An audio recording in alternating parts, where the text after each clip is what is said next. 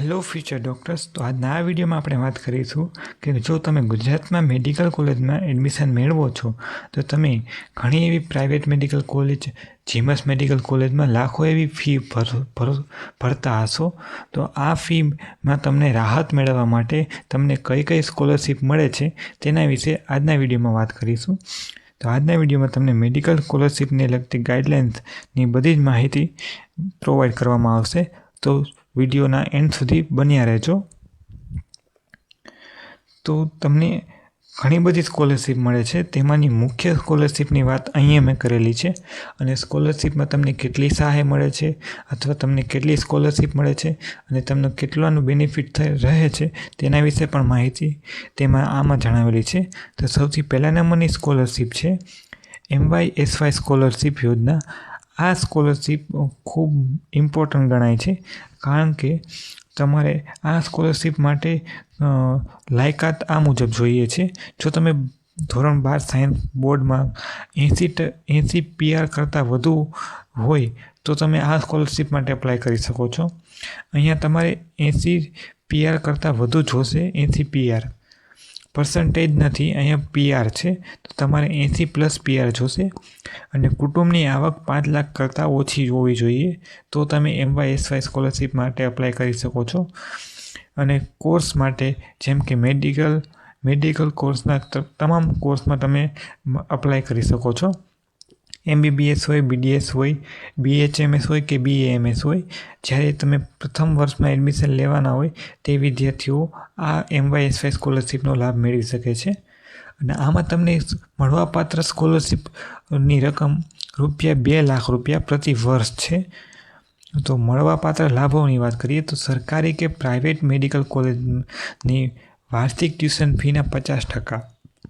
50% એટલે તમને સમજાવું કે કોઈ કોલેજની જીમસ મેડિકલ કોલેજની ફી 3,75,000 હોય છે ગવર્મેન્ટ કોટાની. તો જો તમે એમાં એડમિશન લ્યો છો અને MYSY સ્કોલરશિપ માટે અપ્લાય કરો છો તો તમે MYSY સ્કોલરશિપ માટે અપ્લાય કરો તો તમને આ સ્કોલરશિપ માટે તમને ₹2 લાખ નહીં મળે કારણ કે ટ્યુશન ફીના 50% અથવા 2 લાખ જેમાં બંનેમાંથી જે ઓછી હશે તે ગવર્મેન્ટ આપશે. તો બંનેમાંથી તમને ઓછું હશે તો આને તમે 50% કરો તો તમારે અંદાજિત 1,85,000ની આજુબાજુ અથવા 83,000ની આજુબાજુ તમને મળવા પાત્ર રહેશે જો તમે જીમસ મેડિકલ કોલેજમાં એડમિશન મેળવો છો. તો જે બી વસ્તુ ઓછી હશે તે ગવર્મેન્ટ આપવાની કોશિશ કરશે. જો તમારી કોઈ પ્રાઇવેટ મેડિકલ કોલેજમાં એડમિશન લ્યો છો અને ત્યાં તમારી મેડિકલ કોલેજની ફીસ ફોર એક્ઝામ્પલ 6 લાખ છે એટલે કે 6 લાખ છે તો તમને મળવાપાત્ર સ્કોલરશિપ 2 લાખ જ હશે. આમાં તમને 50% નહીં મળી શકે કારણ કે જો આમના 50% કરીએ તો તે 3 લાખ થાય છે પરંતુ તે 2 લાખ કરતાં વધુ છે. આ ગવર્મેન્ટનો નિયમ છે.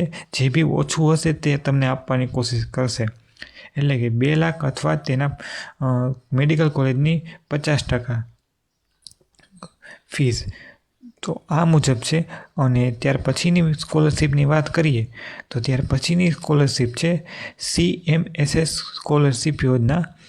આ સ્કોલરશિપની કોઈ મોટાભાગના ફેકલ્ટી વાત કરતા નથી પરંતુ હું તમને આ વિડીયોમાં જણાવીશ. આ યોજનાની વિગતો તમારે આ મુજબ છે. મુખ્યમંત્રી છાત્રવૃત્તિ યોજના ખાસ કરીને એવા તેજસ્વી વિદ્યાર્થીઓ માટે છે કે જે આર્થિક રીતે નબળા છે અને MYSYનો લાભ મેળવી શકતા નથી.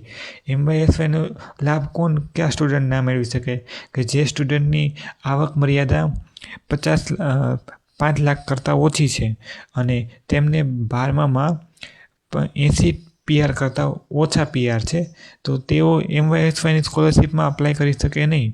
તો તેઓએ CMSS સ્કોલરશિપમાં અપ્લાય કરવાનું રહેશે.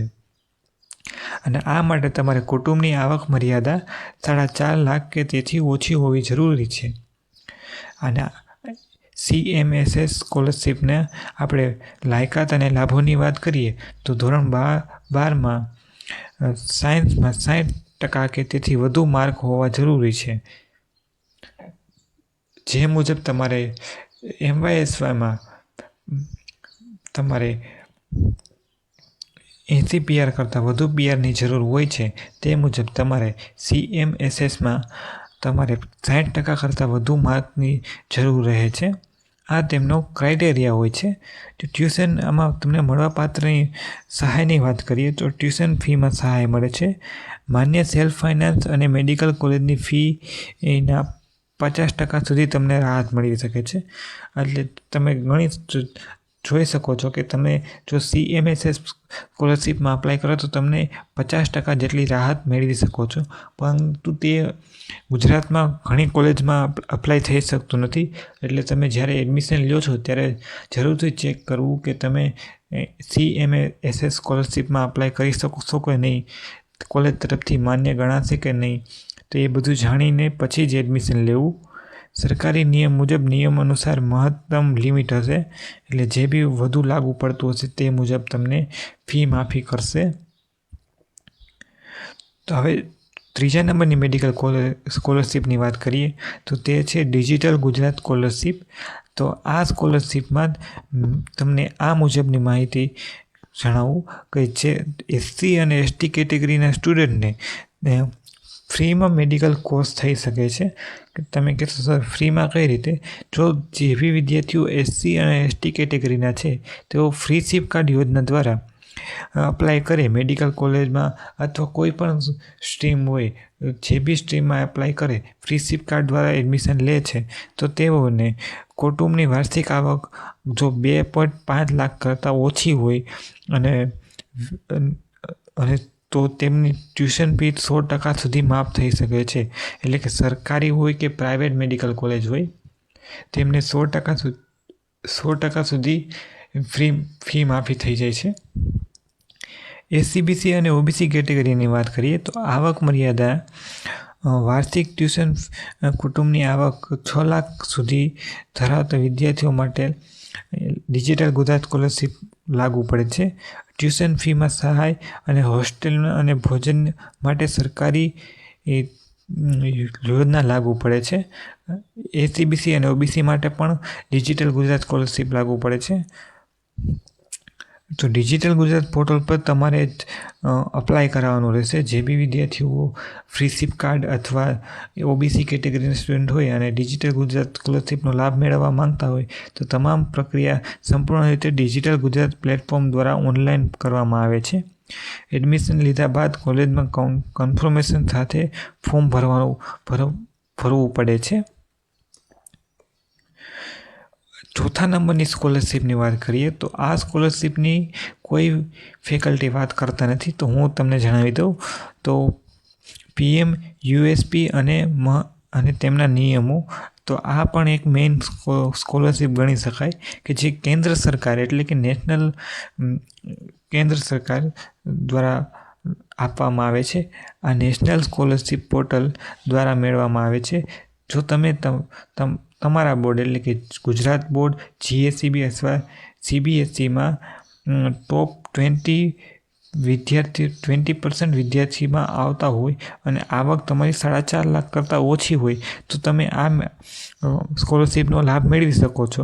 આ સ્કોલરશિપમાં તમને મેઇનલી પ્રથમ 3 વર્ષ માટે દર વર્ષે 12,000 અને ત્યારબાદ 20,000 પ્રતિ વર્ષ આપવામાં આવે છે. જો તમે MBBS કરો તો તમને 3 વર્ષ માટે 36,000 મળવાપાત્ર છે.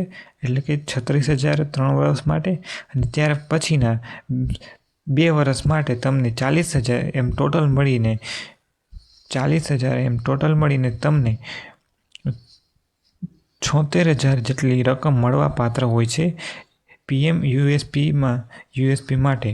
તો સૌથી મહત્ત્વના નિયમની વાત કરીએ, તમે એક સાથે માત્ર કોઈ એક જ સરકારી સ્કોલરશિપનો લાભ મેળવી શકો છો. જો કોઈ સ્ટુડન્ટ ફ્રી સિપ કાર્ડ દ્વારા SC કેટેગરીનું સ્ટુડન્ટ હોય અને ડિજિટલ ગુજરાત સ્કોલરશિપમાં અપ્લાય કરે તો તે MYSY, PMUSP અથવા CMSS કોઈ પણ પ્રકારની સ્કોલરશિપ માટે ભાગ ન લઈ શકે. કોઈ પણ વિદ્યાર્થી એક સ્કોલરશિપ માટે જ અપ્લાય કરી શકે. જે સ્કોલરશિપમાં જો તમારે વધુ સ્કોલરશિપ જોઈતી હોય તો તે મુજબ તમારે અપ્લાય કરવાનું રહેશે. ઉદાહરણ તરીકે જો તમે MYSY પસંદ કરો તો તમે ડિજિટલ ગુજરાતમાં ફ્રી સિમ કાર્ડ અથવા અન્ય સરકારી સ્કીમનો બંધ થઈ શકે છે. તો આગળનું પગલું શું લેવું? તમારે એડમિશન પ્રોસેસ વખતે કોલેજમાં હેલ્પ સેન્ટર પર સ્કોલરશિપ ફોર્મની માહિતી આપવામાં આવશે. ચિંતા વગર સચોટ ડોક્યુમેન્ટ તૈયાર રાખવાના. જો તમારે આના માટે ડોક્યુમેન્ટની જરૂર હોય તો મને જરૂરથી કોમેન્ટમાં જણાવજો. હું તમને જણાવીશ કે કયા ડોક્યુમેન્ટની જરૂર પડશે. તો સૌથી પહેલા નંબરની સ્કોલરશિપની વાત કરીએ તો તમને જણાવેલ તે મુજબ જો તમારે તેમનો ક્રાઇટેરિયા જણાવી દઉં. 12મામાં 80+ PRની જરૂર પડશે MYSY સ્કોલરશિપ માટે. CMSS માટે તમારે ધોરણ 12માં સામાન્ય સાયન્સમાં 60%, આમાં પર્સન્ટેજ છે, ટકા છે, 60% + જોશે. ડિજિટલ ગુજરાત માટે SC/ST કેટેગરી માટે એડમિશન પાત્ર ગુણ જોશે. અને PMUSP માટે બોર્ડના ટોપરના 20%માં સ્થાન હોવું જોઈએ. તમે જે બી બોર્ડમાં આવતા હોય, જેમ કે આપણે ગુજરાત બોર્ડમાં આવીએ તો ગુજરાત બોર્ડમાં તમે 20% સ્ટુડન્ટમાં આવવા જોઈએ કે જે ટોપના સ્ટુડન્ટ હોય તેમાં. તો જો તમે MYSY સ્કોલરશિપમાં અપ્લાય કરો છો તો તમને મળવાપાત્ર રકમ 2 લાખ અથવા તેના 50%. જો આપણે તેની આવક મર્યાદાની વાત કરીએ તો MYSY માટે 6 લાખ જેટલી જોઈએ છે. CMSS માટે તમારે 4.5 લાખ જેટલી આવક મર્યાદા જોઈએ છે. ડિજિટલ ગુજરાત સ્કોલરશિપ માટે તમારે 2,50,000 જેટલી આવક મર્યાદા જોઈએ છે. અને PMUSP સ્કોલરશિપ માટે તમારે 4.5 લાખ જેટલી આવક મર્યાદાની જરૂર પડશે. તમે જેવી આવક મર્યાદામાં આવતા હોય તે મુજબ તમે સ્કોલરશિપમાં અપ્લાય કરજો. અને જો MYSY સ્કોલરશિપમાં અપ્લાય કરો તો તમને 2 લાખ સુધીની સહાય મળે છે. અને CMSS સ્કોલરશિપમાં અપ્લાય કરો તો સેલ્ફ ફાઇનાન્સ ફીના 50% સુધી તમને રાહત મળી શકે છે. ડિજિટલ ગુજરાત સ્કોલરશિપમાં જો SC અને ST કેટેગરીના સ્ટુડન્ટ હોય તો તેમને 100% સુધી ફી માફી થઈ શકે છે. PMUSPમાં તમે અપ્લાય કરો તો તમને 12,000થી લઈને 20,000 સુધી વાર્ષિક ફી માફી સુધી જોવા મળે છે, કે જે મેં તમને ઉપર જણાવેલું તે મુજબ જ હશે. આગળ વાત કરીએ, જો તમને કોઈપણ પ્રકારનો પ્રશ્ન હોય અથવા કોઈપણ પ્રકારની સ્કોલરશિપને લગતી મૂંઝવણ હોય તો જરૂરથી કોમેન્ટમાં જણાવજો. અમે તમારો સપોર્ટ આપવાની પૂરી કોશિશ કરશું. જો તમને આ વિડીયો કેવો લાગ્યો તો જરૂરથી જણાવજો, કોમેન્ટ કરજો. Thank you for the watching.